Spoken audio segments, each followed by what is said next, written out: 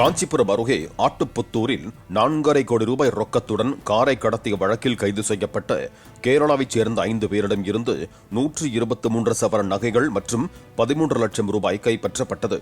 பணம் மற்றும் நகைகளை கொரியராக எடுத்துச் செல்லும் நிறுவனத்தின் காரின் லாக்கரில் வைத்து கடந்த 20ஆம் தேதி பெங்களூருவில் இருந்து சென்னைக்கு பணம் எடுத்து வரப்பட்டது.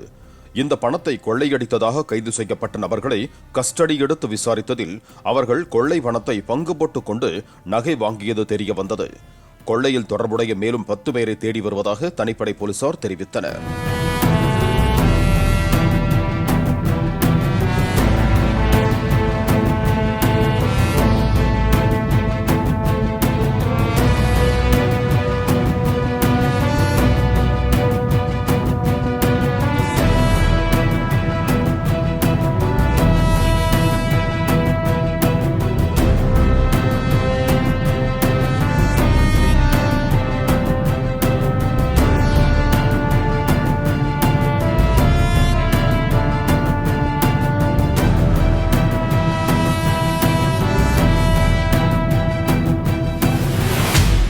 பிளே ஸ்டோர் மற்றும் ஆப் ஸ்டோரில் இருந்து பாலிமர் செயலியை QR கோடு மூலம் பதிவிறக்கம் செய்யுங்கள்.